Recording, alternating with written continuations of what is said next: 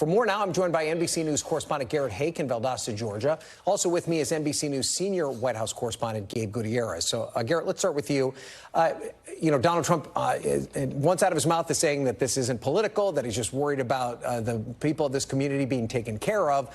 But then on the other end of it, he's hammering the Biden administration, looping in his opponent, Kamala Harris, to all of this by actually saying things that are not true. Why does his campaign think that this is a winning strategy? And is it not his campaign? Maybe this is just Donald Trump being Donald Trump.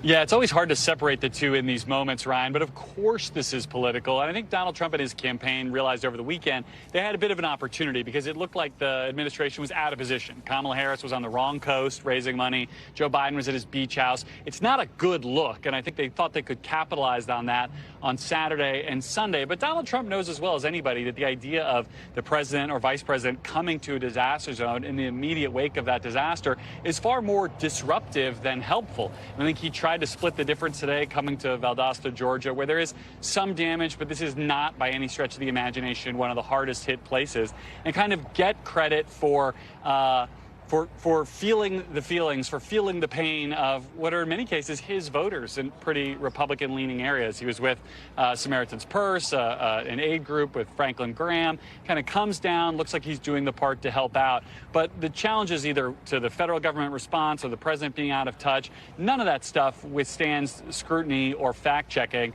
But for Trump, it may not have to, right? This is probably all going to get washed out by the VP debate tomorrow anyway. So they score a few cheap points while they can, and then they move on. And Trump also accused North Carolina's Democratic Governor Roy Cooper of going out of his way not to help the Republican areas impacted by Helene. I know that you specifically pressed him on this. Is this something that could backfire in a state that Trump likely needs to win? Or is he betting that people who are hurting are just going to believe something that isn't really that true? I tried to press him, Ryan, and this is one of those tricky ones where Trump gave a typical kind of non-response. I asked him what evidence he had for this, where he was getting this, and he said, oh, go take a look. Like, that's not an answer, and it's not something you can go verifiably prove or disprove. I'm not sure that we should ascribe a strategy to this. I mean, this feels much more like one of those things where you just kind of muddy the water and hope that at least some people in his coalition, or the people he wants to be in his coalition, who you remember, largely are disengaged politically, they're men, they're younger men who may not be paying that close of attention, might see or hear this and at least for a moment feel it in one of those areas, and maybe they're more likely to come out and pull a lever for Trump. But, this is like a triple bank shot to be anything that sounds like a real electoral strategy here. It's more just be on the attack in every conceivable way you can be on the attack, which is at the core of Donald Trump's political philosophy. And I know you've covered plenty of these disasters before, Garrett. Just quickly, what's your sense of how long it would take before the conditions would be able to sustain a presidential visit? Yeah, look, it depends on where you want to go. I mean, here where I am in Valdosta, the roads are open. You can get around. Some places have power. Some places don't. I think you could probably have the president on the ground here in a day or two. If you're talking about North Carolina, maybe the end of the week, you need the floodwaters to go down. You need electricity, and you need working roads. I mean, that's the biggest part of this. This is not a one-car parade here that comes in, especially with the president, when you have a multi-car motorcade, the ability to move quickly. I'm not on the ground in North Carolina, but I think there's still at least a couple days away of being able to support that logistically. Okay, Garrett, thank you for that. Gabe, let's go to you now. The president has said that he's planning on visiting these impacted areas later in the week. Has the White House given any indication specifically as to how soon that might happen?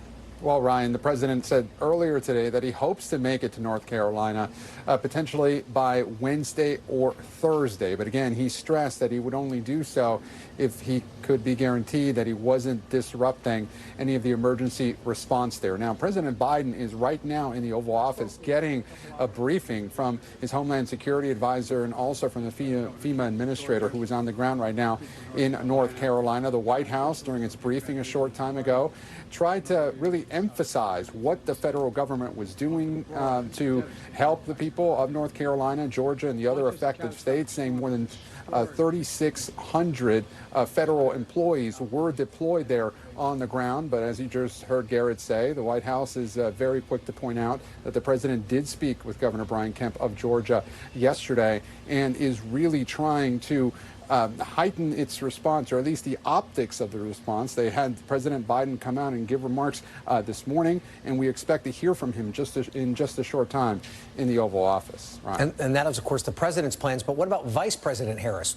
Should we expect her to visit some of these communities? Well, that is a question right now. The campaign hasn't said when she might go. Similar to what the White House has been saying about the president, the campaign says she will only go once she is told that she can go there safely and without disrupting the emergency operations on the ground. But as you said, the vice president was fundraising over the weekend and cut her West Coast swing short today, rushing back here to D.C. in just a few minutes. She's set to get a briefing over at FEMA headquarters, Ryan.